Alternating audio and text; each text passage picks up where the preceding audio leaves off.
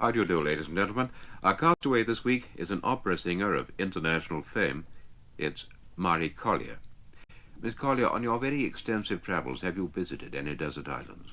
Yes, I have, Roy. When I left Australia about 10 or 11 years ago, I took a very slow boat to Europe and stopped at Noumea and Port Vila in the New Hebrides with cannibals 40 miles away, and spent also a week in Tahiti, where there are lots of little beaches that are really deserted. One could imagine oneself in such a circumstance. You know what to expect. Yes, I do. Could you endure loneliness? Yes, for a while I could. But I think if I knew I had to be by myself, it wouldn't worry me. Did you have any plan in selecting these 8 records to take with you? No, they just came to the surface somehow, and they were skimmed off the way you skim a broth, you know. What's the first one? Well, the first one I would like to have with me on this island, is the Scheherazade of Ravel, sung by Victoria de Los Angeles.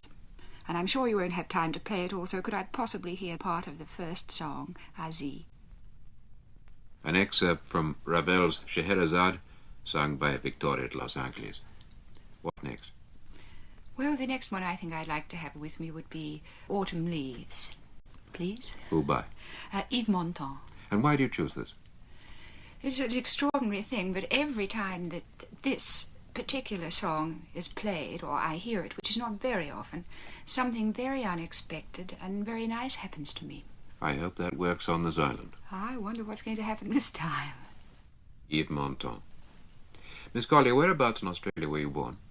I was born in an old gold mining city of Ballarat in the state of Victoria, but I lived most of my life in Melbourne. Do you come from a musical family? No, there's no music in the family at all, really. The only music that I heard at home was my mother singing when she was ironing or whistling while doing the housework. Did you take music lessons at all? I think I started piano lessons when I was about 10 until I was about 16 or 17. What was it your first ambition to be? Hairdresser. What, in fact, did you do when you left school? I went to work in a pharmacy. Were you going to qualify as a pharmacist? I had thought so, but then I became more interested in meeting people behind the counter than in studying, I think. Yes. And when did singing come into your life? Well, I suppose when I was at school still, the school choir, and then one of the girls suggested that I joined a group called the Youth Operatic Society in my last year at high school, and we did lots and lots of Gilbert and Sullivans over a period of years, during which time I had broken my arm and didn't take any more piano lessons, and had thought to fill in some time for an interest I would take some singing lessons, and these continued sort of sporadically, really. Yes.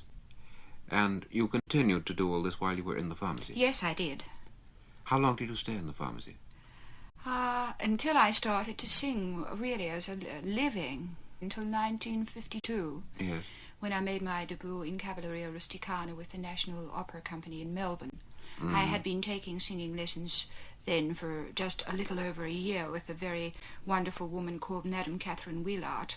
Yes. And she brainwashed me and my fiancé at the time, who was now my husband, into convincing me and he that I had a career and a duty to be an opera singer. Yes. And so she pushed me into a sort of an opera class at the National Theatre classes, and I was just told I was going to do Santuzza in Cavalleria.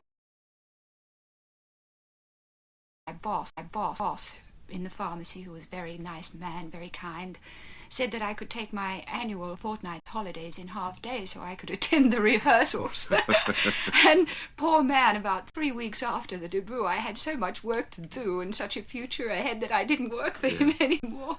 As a result of this performance in Cavalleria Rusticana, Yes. What did it lead to? Radio work? Concerts? Yes, a series of soloist sort of things with the Victorian Symphony Orchestra, other operas to prepare for the National Opera Company, concerts in Tasmania or in New South Wales.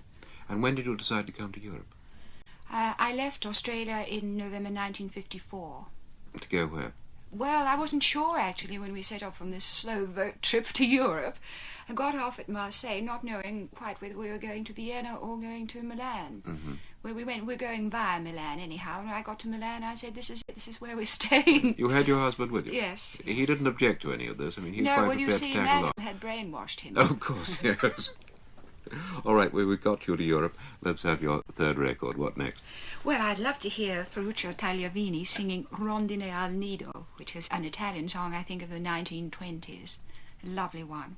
Reminds me very much of my mother and her people who came from the Alps on the border of France and Italy. You see a lot of swallows there at certain times of the year.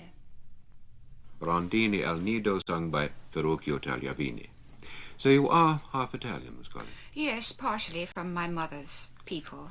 Well, let's go back to the first time you were in Italy when you had arrived in Milan. Mm-hmm. How long did you stay there?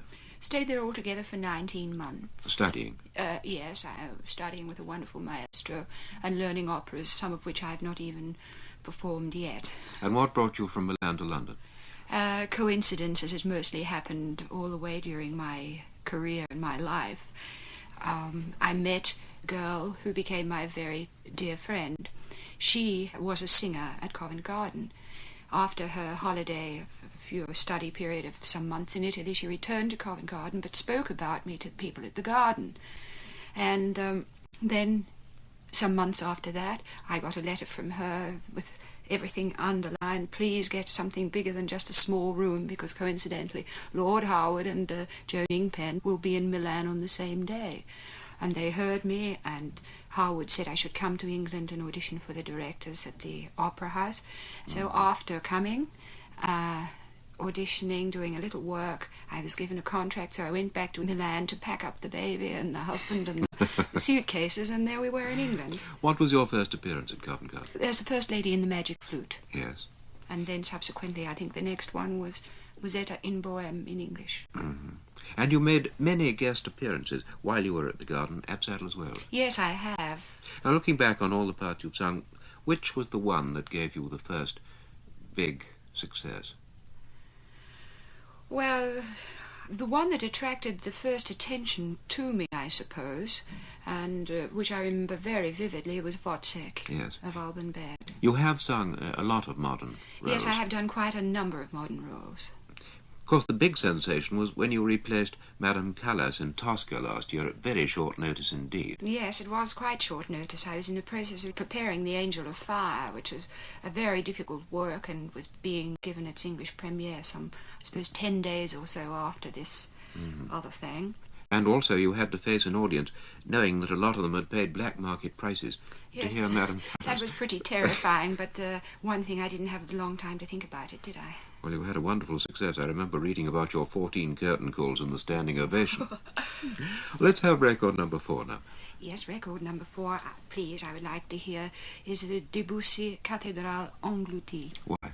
I used to play it once upon a time myself before the broken arm episode, and I love Debussy, and I think I like this one the best of all. Geese King playing Debussy's La Cathédrale Engloutie.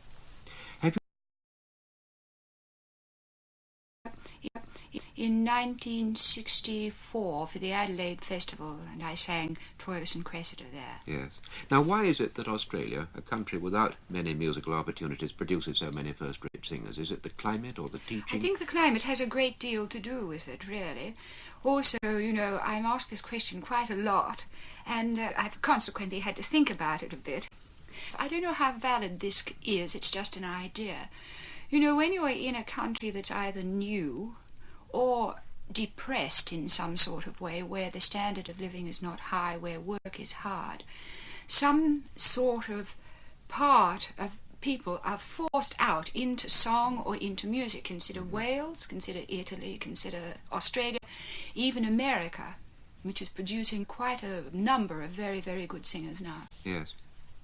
What are your future plans? What have you got in the book?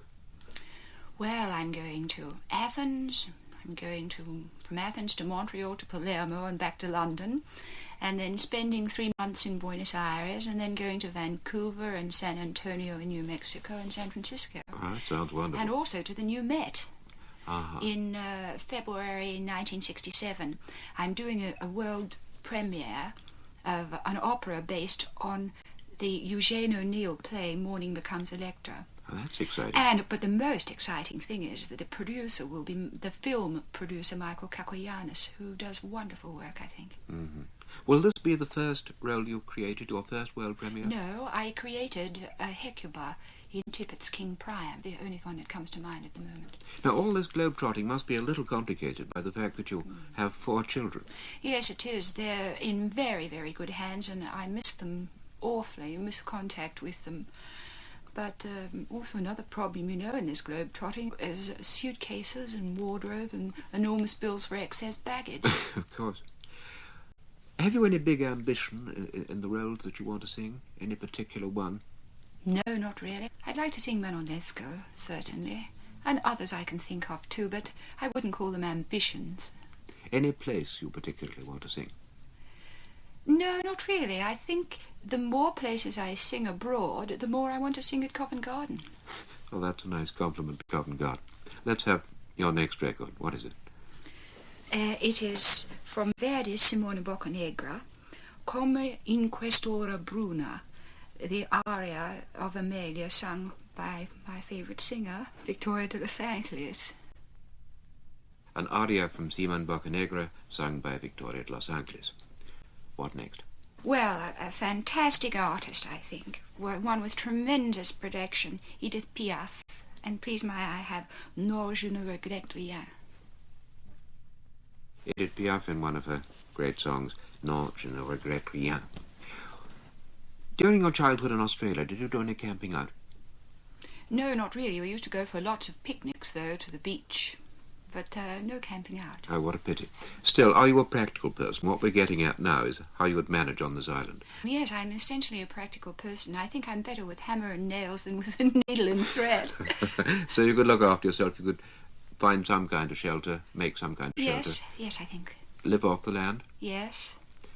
If you found that you could construct a craft or one was washed up, would you try to escape? No. No, because you wouldn't want to take the chance, or no, because you'd want to stay there? Well, if I could see another landmass, yes, I might try and get towards the other landmass. I'd use this craft to go around the island, but I think I'd stay there.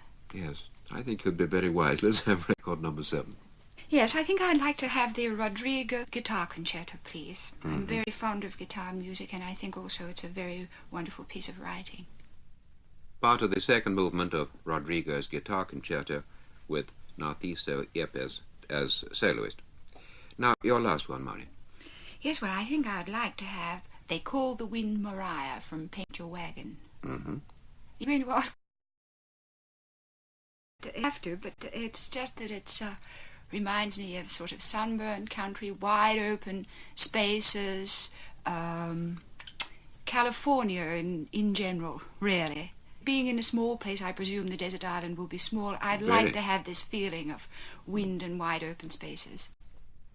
John Reid singing They Call the Wind Maria from Paint Your Wagon. If you could choose only one of the 8 discs you've let us hear, which would it be? Or without a doubt it would be the Scheherazade. And one luxury to take to the island with you? Is this luxury for aesthetic reasons, really? Isn't Mustn't it? be anything of any practical use. Well, once I saw the most beautiful frieze of horses in an exhibition of Etruscan art that had been collected and put together from private collections and galleries in the world. I think I'd like to have that, please. Somehow we'll find it for you. And one book. Well, this has caused a great deal of sort of agony with me. I thought that I'd like to have with me, first of all, I thought, a La Russe Gastronomique, but then again there mightn't be any food on the island, and it might be just a form of mental torture to read it. So I think I'd like to take with me Miss Mackintosh, My Darling, by Marguerite Young. It took her 17 years to write it, and maybe I'll be there long enough to read it. Miss Mackintosh, My Darling by Marguerite Young. Yes. It's a novel, is it? It's a novel, yes. A very, very interesting, evocative novel. You read about 5 lines, and then you want to go back and reread the 5 lines again because of the wonderful imagery. Right. Well, thank you, Marie Collier, for letting us hear your choice of Desert Island. Well, it's my pleasure, Roy. Goodbye. Goodbye, everyone.